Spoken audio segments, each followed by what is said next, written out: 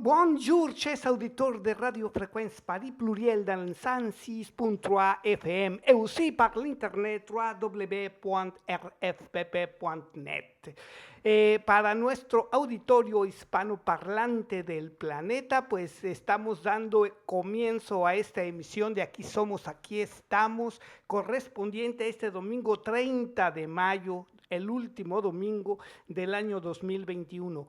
Seguiremos ahora entonces con nuestra programación. Vamos a iniciar con la, con la sección Crónicas de Juanito Guanabacoa y vamos a hablar sobre nuestra América Latina. El punto muy puntual, el punto puntual de lo puntualizado que estamos aquí de hablar de nuestro continente, va a empezar con un especialista en Brasil. Felipe Galbón, ¿cómo estás? Muy bien, como podemos decir que estamos bien, pero hay siempre un límite hoy, ¿no? A este bien. Güey, a este bien, o sea, un límite no en la extensión de la palabra, sino en el sentido personal de que gozamos de salud, pero estamos en un mundo cambiante, problemático y siempre interesante de conocer mejor. En français, j'aimerais vous présenter à Philippe Galbon. Il est un spécialiste en Amérique latine et ce n'est pas la première fois qu'il nous rend de visite ici à Radio Fréquence Paris Pluriel en el 106.3. Philippe, quoi de neuf dans l'Amérique aujourd'hui?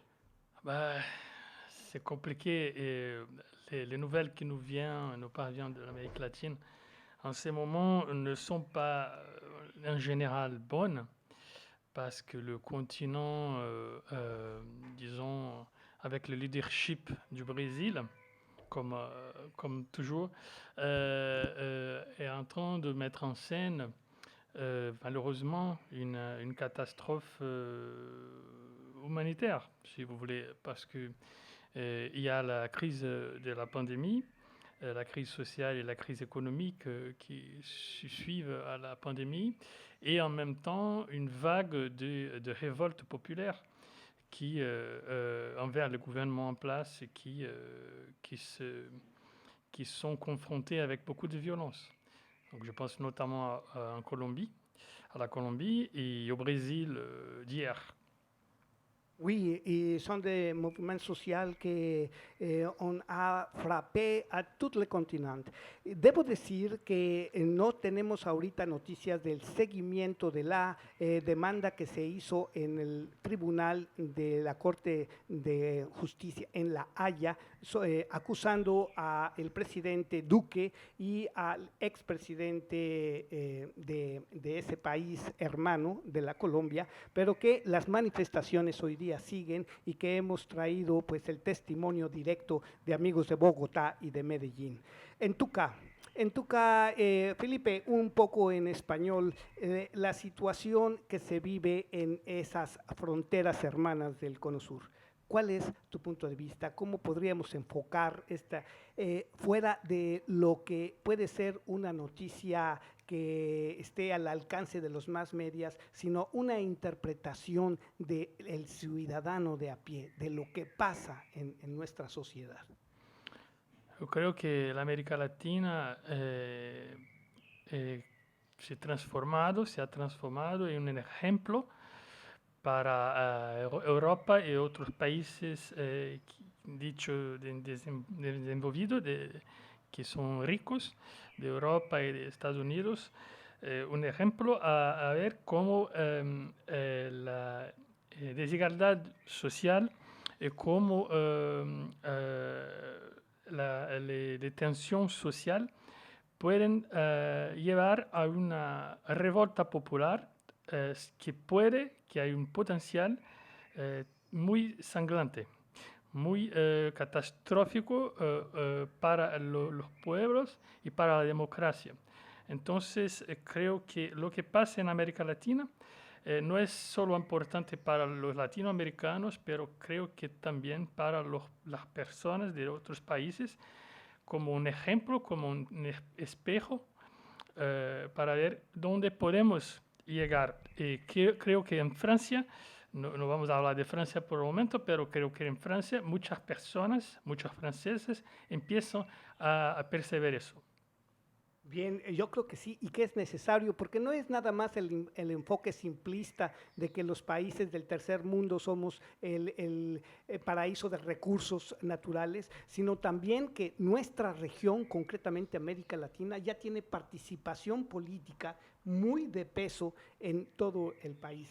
Representa, por ejemplo, la economía brasileña, una de las principales de América Latina, un mercado potencial de negocios para Europa, para África también, y esto pues polariza los extremos, ¿no? Se está hablando ahorita de la participación de agencias de otros países en nuestros continentes, se está hablando de la hegemonía dominante en nuestro continente, tradicionalmente la americana, que ha impuesto bases en todo el continente, en todo lo que es el Comando Sur. Pero todo esto también entonces tiene una importancia geoestratégica que es difícil de percibir las personas normales, porque dicen, bueno, pues estás en una teoría complotista, no es cierto, no pasa nada, sí tenemos una influencia. Sin embargo, los Estados Unidos siguen siendo uno de los principales mercados para nuestros países. Entonces estamos viviendo en una contradicción. México, tradicionalmente el patrio trasero, que ya se extendió en América Latina. No tenemos que ver ahora los archivos que se están abriendo en muchos de nuestros países, en Brasil también, que están sacando a la luz lo que de la fantasía era increíble. Ahora, la realidad resulta más bizarra, Right. más impactante, ¿no? Sí, como siempre, entonces, no somos los latinoamericanos, nuestra historia es hecha de sangre también de mucha alegría, pero estas contradicciones hoy en un mundo, como tú has dicho, cambiante y que en crisis, sobre todo en una crisis que yo puedo decir de capitalismo, esto queda más impresionante. Y lo que pienso que lo que viene en mi cabeza es una frase de un escritor inglés, creo inglés o americano, no me acuerdo, pero que dice que la periferia es donde el futuro se revela, es donde el futuro se puede ver más rápidamente. Entonces, la América Latina como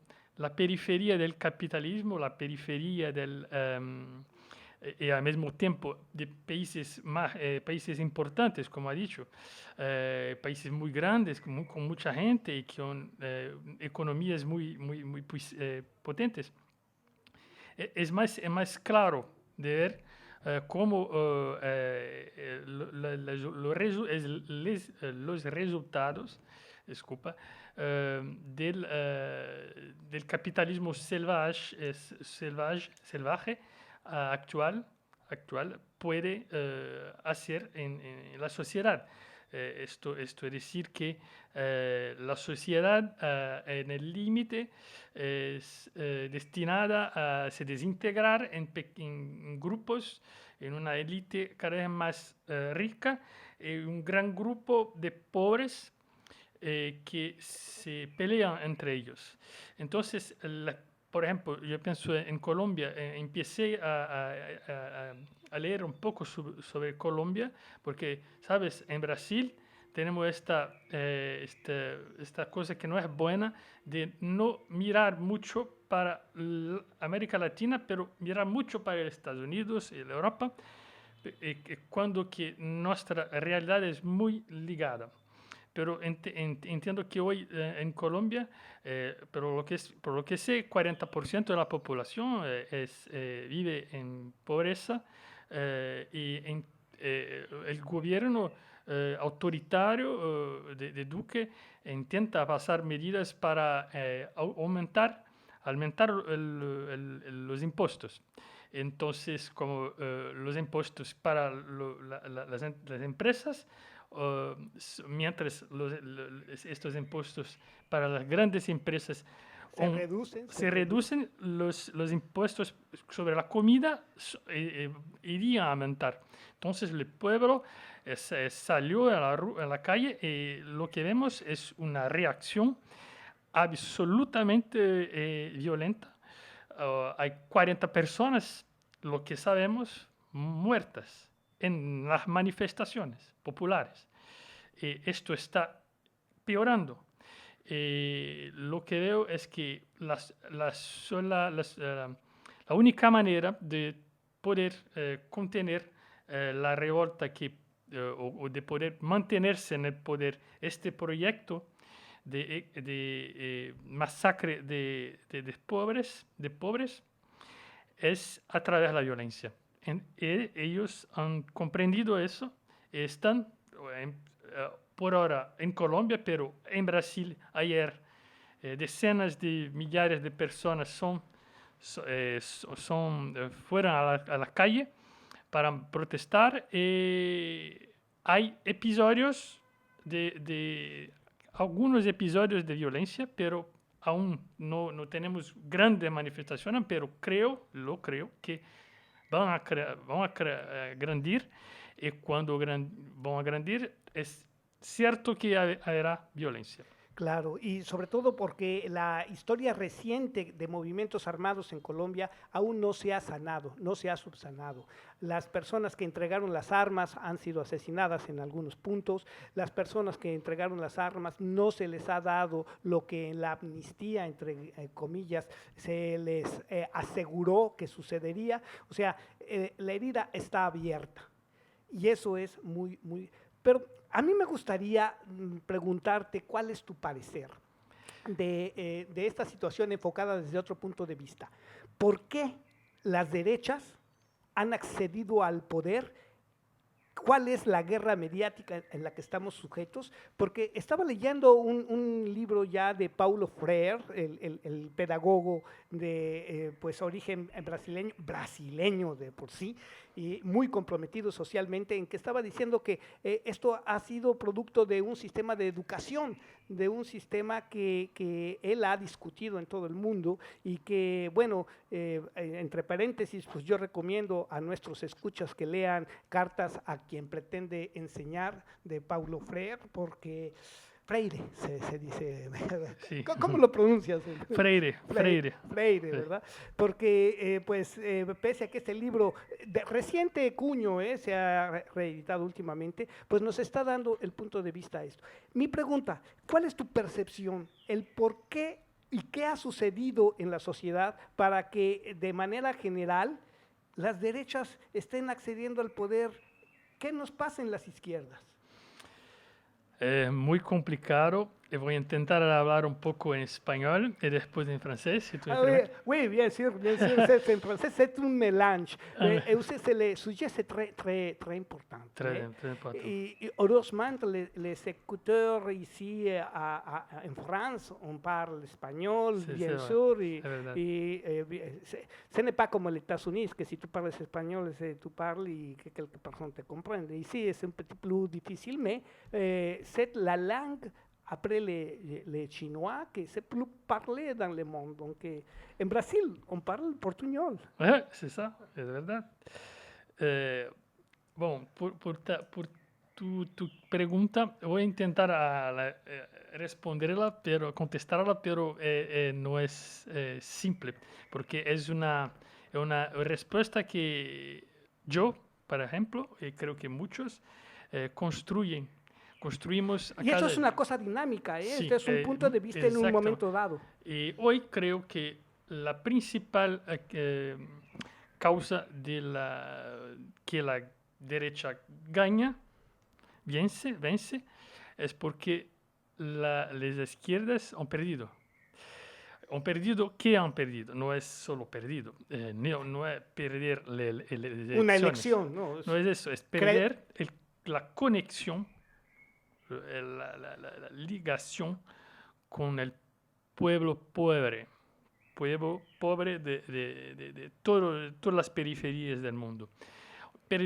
Han perdido esta conexión que habían ganado hasta, hablo de Brasil, por ejemplo, en todo el periodo Lula-Dilma, eran gobiernos populares, pero que habían hecho un acuerdo con las élites para mantenerse en poder sin haber un afrontamiento violento, por ejemplo, como ha hecho Venezuela o a Cuba, que han ido más lejos en la revolución popular.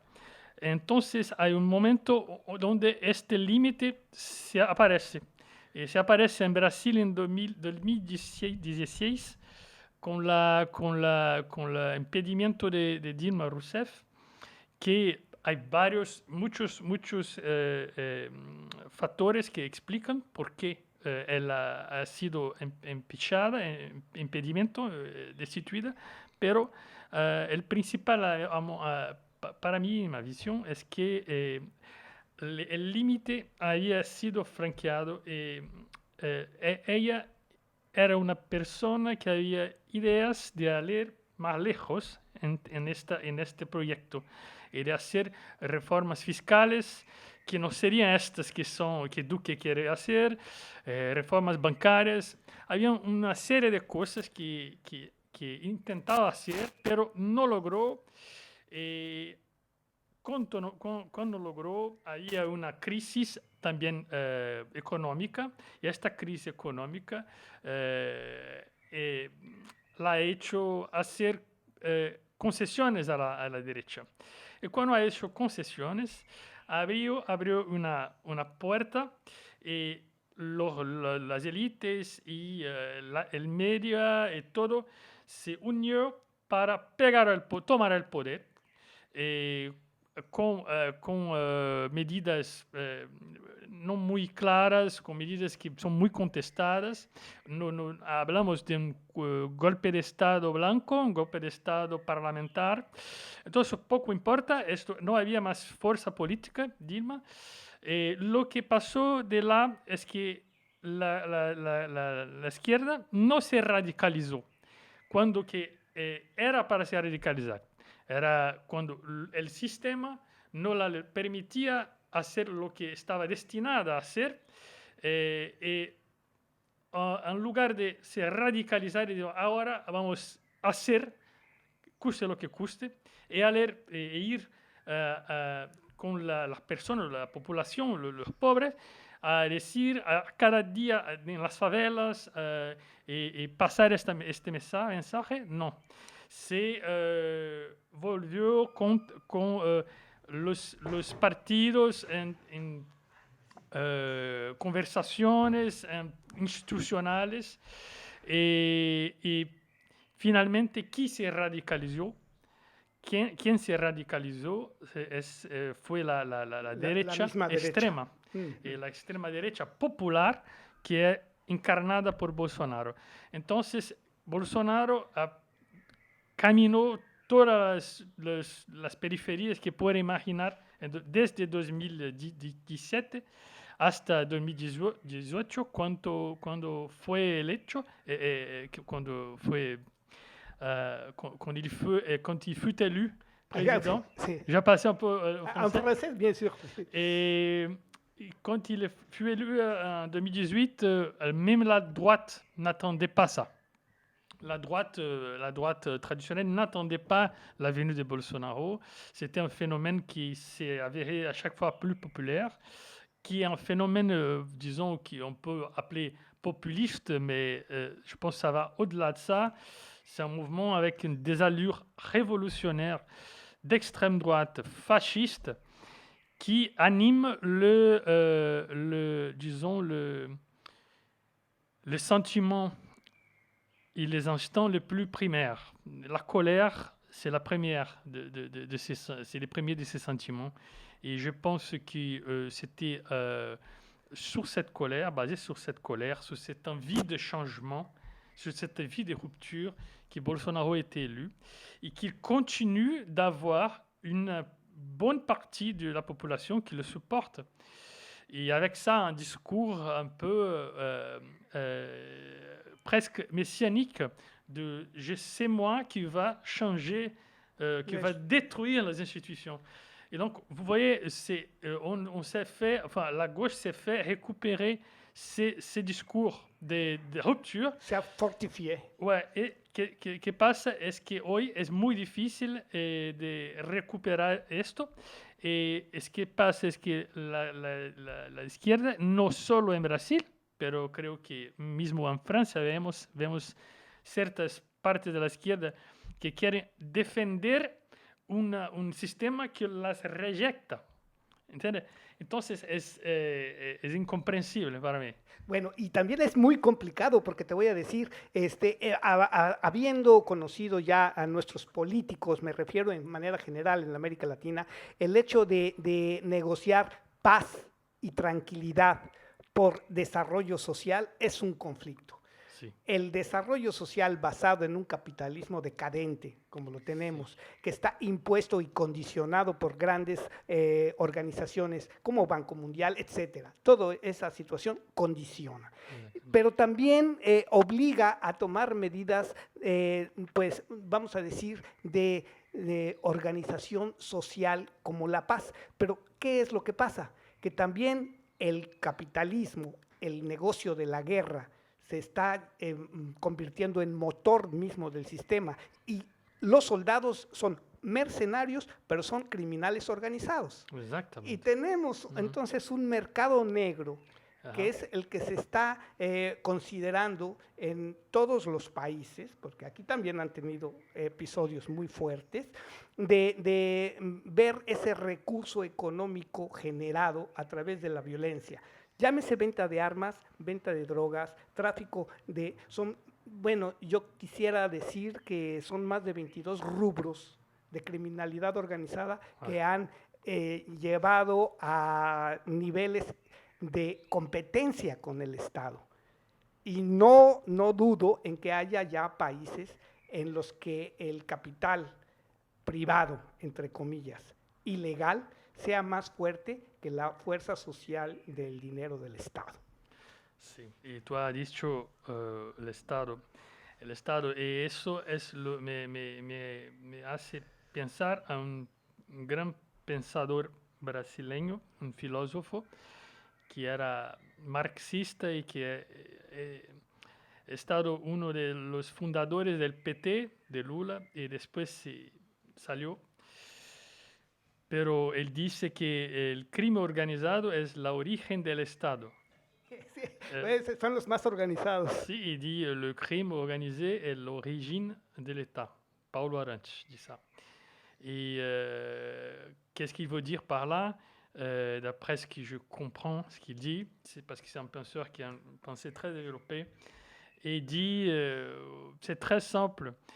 Qu'est-ce que c'est l'État? C'est des mecs qui arrivent avec des armes et qui délimitent en Europe vraiment aux origines du mercantilisme, qui délimitent un espace et qui disent là je vais vous protéger de l'insécurité. Quelle insécurité? L'insécurité, c'est celle qui eux-mêmes représentent là en venant disant. Là, ça commence. Et contre cette protection, ils demandent quoi? Un peu d'argent qui, après, ça évolue dans des impôts. Enfin, on peut appeler une autre chose, mais ça commence pas. C'est cette logique-là. Et quand tu vas, par exemple, au Brésil, dans les favelas, les milices qui font justement ça, qu'est-ce qu'elles font? Elles font dans des endroits où l'État... Son territoire, son pouvoir, son loi. Exactement. Et donc, il impose un peu disons, là, ici, rien ne va se passer, on vous garantit la protection. Par contre, vous prenez, vous achetez, vous payez déjà un frais, et puis vous achetez dans le magasin là, parce que c'est le magasin qu'eux, ils contrôlent. Voilà, ça commence comme ça. Et donc, c'est intéressant de voir comment le Brésil, et dans d'autres pays d'Amérique latine, et même, j'ose dire, en France... México. México es el toda la América clásico. Central y todo. Sabemos cómo eso se pasa. Muestra cómo el capitalismo está volviendo sus orígenes más brutales, que son basadas en la violencia. Yo digo, es el war business. Exacto. El war business tiene clientes que son las élites de poder que quieren de alguna manera pues permanecer en los puestos de mando del Estado, y por otro lado tienen también a sus víctimas preferidas. Si tú le pegas a la población civil, va a haber respuestas masivas, pero están conducidas, están coaptadas. Sí. Es muy, muy importante tener el conocimiento de que ese mismo movimiento está empleado por ambos lados, por desgracia. Sí. Y hacer un análisis, pues es, como tú dices, muy complicado, es nada más un punto de vista, es una cosa dinámica, pero es una realidad que se está convirtiendo en el problema. Es verdad. Es verdad. Nuestro desafío hoy es de cambiar, ser capaces. Yo mezclo francés y español. Capaces de cambiar nuestro punto de vista a todo momento para verdaderamente comprender qué es el juego que se pasa, porque es muy líquida esta realidad que vivimos. Hoy, por ejemplo, estamos hablando de una extrema derecha revolucionaria, una extrema derecha que quiere más revolucionar que la extrema izquierda. Es muy complejo. Creo que el desafío es de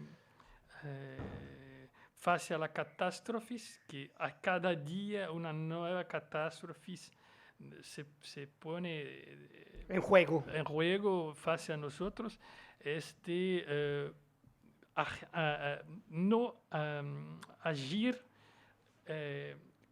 de inmediato, no agir sin pensar, porque esto es lo que me parece, esta es mi visión, que quieren, sea una reacción violenta Exacto. Inmediata. Reagimos y no sabemos qué estamos construyendo. Para mí el desafío es de construir una alternativa que tome consciente de que hay una necesidad de ruptura con el mundo en que vivimos, porque no es sustentable. Sabemos que la cuestión ambiental, la cuestión social, desigualdades y todo. Entonces, este horizonte de ruptura es la primera cosa que creo que todos los que quieren luchar contra los populismos de extrema derecha, que están creciendo en todo el mundo, la primera cosa es de absorber esto, porque las izquierdas y mismo los centristas perdieron eso e intentan, eso es mi impresión, salvar un sistema que está muriendo. Sí. Que las personas saben de eso y no quieren vivir en el mismo sistema que es el actual. De pronto quieren volver a un pasado que era un otro contexto y que todo iba mejor, mejor, pero no creo aún volver al pasado no es siempre posible. No es, creo jamás posible, pero podemos pegar las buenas ideas del pasado y transformar y aplicar a la realidad que vivimos ahora. Pues yo pienso también que lo has dicho tú bien, el problema es también informarse, es también regresar al tema de la educación, de ver cómo se puede deconstruir a partir del análisis de lo que está flotando en informaciones. Los jóvenes ahora tienen el problema de que son analfabetas funcionales, del ataque mediático de los fake news. Bueno, si ya sabíamos con anterioridad que si lo dicen en la tele es verdad, aunque sea la mentira más más burda, pues estamos en una guerra que nos hace líquidos, ¿no? Como decía Sí. Bauman, ya Exacto. todo está corriendo hacia abajo y todo tiene una cascada, las mismas relaciones. Estaba yo viendo, por ejemplo, ahora que viene en el metro, que hay luchas válidas, pero que se pueden manipular, como la aceptación de lo diferente en el seno de la familia. Entonces, ves ahorita unos carteles en el metro de mi papá es gay y unas parejas abrazándose, ¿no? ¿Qué hay detrás de la defensa del Estado que estaba en un principio siendo laico, entre comillas, defendiendo los matrimonios normales, entre comillas también? Sí. Aquí nos está rebasando desde el seno familiar, la violencia intrafamiliar, los feminicidios, o sea, todo eso que divide la estructura fundamental de la sociedad, que es la familia, la primera organización. Sí. Yo creo que para eso, pues sí, la invitación es la reflexión a partir también de la necesidad suprema de la educación. Verdad. Y creo que es muy confortable también. Todas las luchas son importantes, todas las luchas son importantes, son más fuertes cuando vienen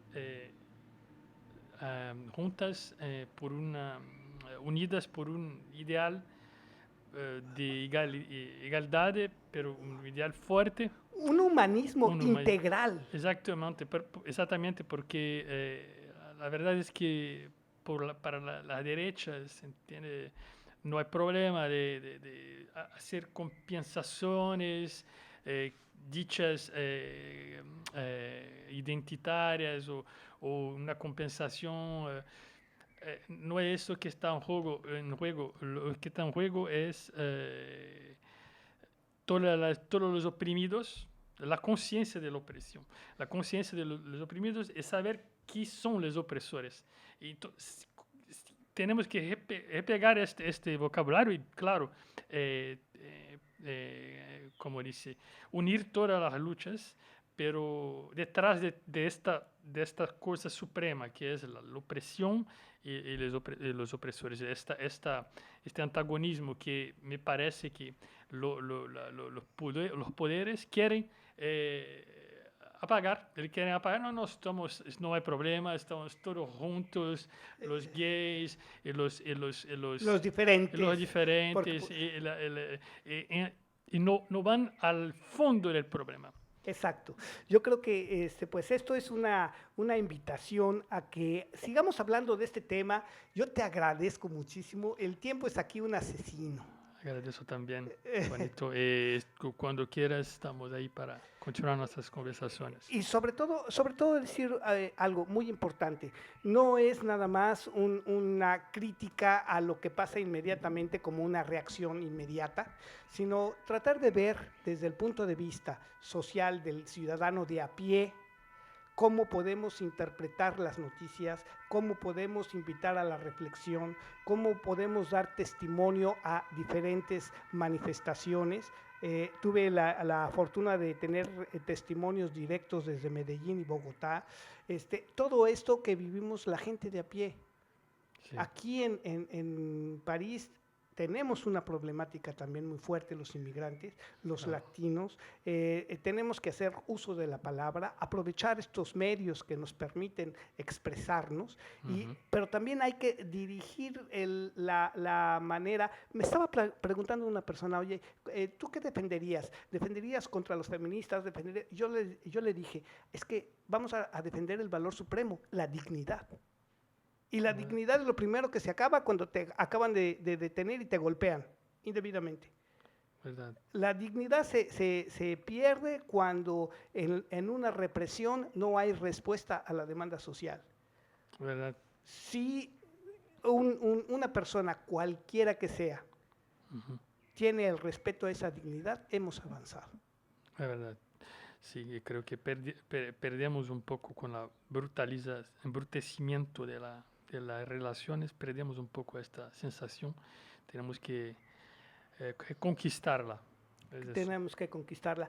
Felipe Galvón, ¿tienes un sitio donde puede la gente contactarte si quiere hacerte alguna pregunta, si quiere establecer una relación o invitarte a una plática? Sí, claro, mi redes sociales, Felipe Galvón, entonces Facebook, Instagram, Twitter, entonces solo estoy muy activo ahí, disponible para hablar, para hablar de mi película, encantado. Que esa es otra cosa y te voy Sí, a sacar la invitación. ¿Hablamos del cineasta la próxima vez? con mucho placer, con mucho Si placer. estás, si estás aquí el próximo domingo y nos vamos porque, fíjate, te voy a platicar otra anécdota antes de cerrar esta sección. Estoy trabajando con un cineasta griego que fue director en Grecia de la televisión. Posiblemente hayas oído de filmes como Fast a Fast, que tuvo en el 67-68 una explosión en el mundo entero, la guerra civil griega. Estoy hablándote de Robert Mantoulis. Róbilos Mantoulis en griego, y pues me gustaría invitarte aquí en público para que hablemos de cine. Con mucho placer. Bien, pues agradeciendo muchísimo a Felipe Galvón esta participación aquí. Lo dejamos para la próxima semana y seguimos con una pieza de América Latina antes de entrar a la sección cultural con Joana Pacheco de Not Are Not. Gracias. Gracias. We're Warren Pierce, and this is I Live to Tell About It.